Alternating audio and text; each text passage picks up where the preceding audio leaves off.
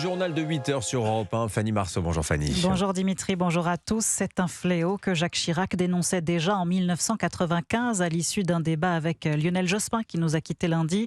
L'agressivité en politique, les Français ont horreur de ça, disait l'ancien président de la République. Et pourtant, elle s'exprime de plus en plus. On l'a vu au cœur même de certaines mairies lors des élections municipales. Exemple à Mantes-la-Jolie où le maire sortant a été insulté par des soutiens de son opposant. Raphaël Cognet, qui portait les couleurs d'Horizon, a été battu avec 9 points d'avance par un novice sans étiquette, Adam Agaï, 34 ans.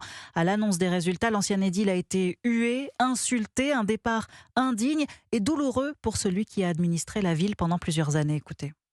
Franchement, c'est une forme de blackout un peu total que j'ai sur ce qui s'est passé. Il y a eu des insultes, il y a eu une pression physique assez forte. Je me demande comment je suis arrivé encore jusqu'à la scène. Ensuite, j'ai essayé de faire mon discours qui consistait à féliciter mon adversaire et à lui dire que je me tenais prêt pour une transition normale. Mais au bout de 2 minutes, j'ai compris que je pourrais absolument rien dire. Donc, je suis ressorti dans les mêmes difficultés au travers de gens qui m'insultaient à 5 cm. Pendant ce temps-là, ma famille était à l'étage parce que je leur avais interdit de descendre et ma femme m'a dit quand je suis remonté, mais j'ai pensé qu'ils ne remonteraient jamais. Donc chaque fois que je revois ces images, franchement, j'ai peur. Je pense que ça tient aussi au fait que quand j'ai regagné cette ville en 2022, j'ai mis fin à un certain nombre de dérives. J'ai essayé de mettre fin à un certain nombre de dérives communautaires, clientélistes. Il y a eu une coalition contre moi de gens qui se sont dit que j'étais un gêneur et qu'il fallait que je parte. Voilà. Ce matin, surtout, je pense à ma petite fille de 14 ans qui s'est fait insulter. C'était extrêmement choquant et vraiment bouleversant. Raphaël Cognet au micro de nos confrères de CNews ce matin. Et après les municipales, la grande bascule dans les villes gagnées par LFI. À Saint-Denis, où le premier conseil municipal du nouveau maire Bali Bagayoko a eu lieu ce week-end, la politique insoumise est déjà sur les rails. La ville des rois et du peuple vivant, comme aime l'appeler l'édile, ne sera sans doute pas celle d'une police forte et d'un peuple tranquille. Les policiers municipaux ont été sommés de déposer les armes. Décision radicale qui montre la façon dont les insoumis ont l'intention de gouverner, Jacques Serret. Oui, comme indiqué dans leur programme, les maires insoumis veulent désarmer les policiers municipaux. Bali Bagayoko assume. Nous allons rentrer dans un processus de désarmement, mais ce n'est pas l'urgence. Quand je parle de désarmement, c'est d'abord le LBD. Les lanceurs de balles de défense resteront dans les placards. Les armes à feu, nous les gardons pour l'instant, précise l'édile de Saint-Denis. Pour l'instant, et si cette nouvelle doctrine ne convient pas aux policiers municipaux comme aux autres agents de la ville, Bali Bagayoko prévient à l'occasion du premier conseil municipal. Je le dis à l'ensemble des directeurs, je le dis à l'ensemble des chefs de service, à l'ensemble des agents, pas celles et ceux qui vont tenter de remettre un programme qui a été battu dans les urnes.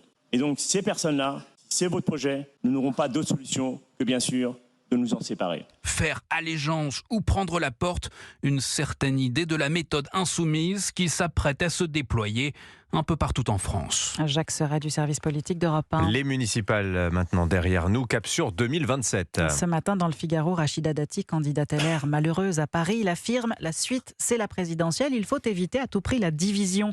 Alors quel chemin prendre pour gagner l'Élysée? Bonjour Alexandre Chauveau. Bonjour Fanny, bonjour à tous. Hier soir, les Républicains se sont réunis en bureau politique. Leurs adhérents devront se prononcer le mois prochain sur la manière dont ils veulent choisir leur candidat à la présidentielle.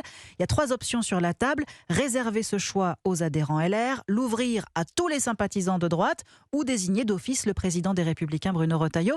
Alexandre, plusieurs cadres du parti sont malgré tout sceptiques. Oui, parce qu'en laissant les militants trancher la méthode de sélection du candidat de la droite, Bruno Retailleau entérine le fait qu'il y aura bien un candidat LR à la présidentielle. Je suis certain que le projet que nous sommes en train de travailler, il peut aussi bien convaincre l'électeur qui a par exemple voté au Havre pour Édouard Philippe ou encore l'électeur de M. Robert Ménard à Béziers. C'est ce que j'appelle la majorité nationale. Bruno Retailleau veut convaincre par le projet, mais plusieurs cadres estiment qu'il faut quoi qu'il arrive une primaire plus large et son périmètre fait débat. Certains souhaitent l'ouvrir au centre jusqu'à Gabriel Attal, d'autres à droite jusqu'à Sarah Knafo. Convaincu qu'LR ne pourra pas l'emporter seul, David Lisnard, le maire de Cannes. Tant qu'on sera encore dans le XXe siècle, on aura perdu. Le XXe siècle, c'est de croire que LR est encore en première division et peut imposer un candidat qui sera présent au second tour. Alors l'hypothèse que beaucoup esquissent à droite, c'est qu'en cas de primaire LR, le futur vainqueur, désigné avant l'été, finisse par fusionner à l'approche de la présidentielle avec un autre candidat de droite ou du centre. L'idée, c'est donc d'imposer un rapport de force aux futurs concurrents pour permettre une candidature unique et si possible donc derrière les Républicains. Merci Alexandre Chauveau du service politique d'Europe 1. Vous écoutez Europe 1 matin, il est 8h06. Le protoxyde d'azote dans le viseur du ministre ministre de l'Intérieur, Laurent Nunez, va présenter un texte aujourd'hui en Conseil des ministres pour créer 3 nouveaux délits. Celui de consommation de protoxyde d'azote, de conduite sous son emprise et de transport. Texte soumis à l'Assemblée dans quelques semaines selon le ministre qui espère le voir appliqué avant la fin de l'année. Et le gouvernement va aussi renforcer les sanctions contre les rodéos motorisés et la consommation de stupéfiants. Et les trafiquants de drogue ont déjà encaissé plusieurs coups durs ces dernières semaines, des dizaines d'interpellations à Clermont-Ferrand, à Marseille et un procès hors norme à Aix-en-Provence de plusieurs gros bonnets de la DZ Mafia, des chefs présumés dont le leadership est aussi menacé à l'intérieur de l'organisation criminelle par 2 jeunes pousses ambitieuses, William Molinier. DZNG, NG pour Nouvelle Génération. Ces tags sont apparus il y a quelques semaines sur les murs des cités marseillaises.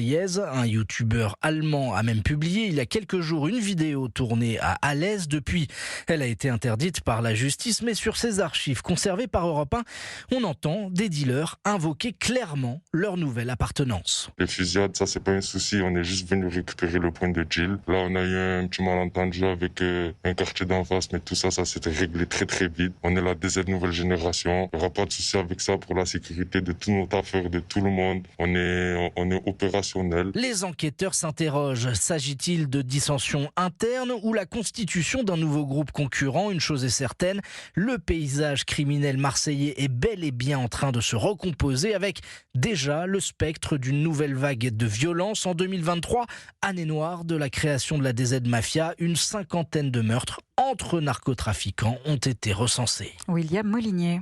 BNP Paribas Épargne Retraite Entreprise vous présente le focus de la rédaction. Oui, le focus de la rédaction d'Europe 1 en partenariat avec BNP Paribas. Gros plan ce matin sur l'épargne salariale. Alors qu'elle atteint un niveau historique, 230 milliards d'euros d'encours, soit près de 15% de hausse en un an.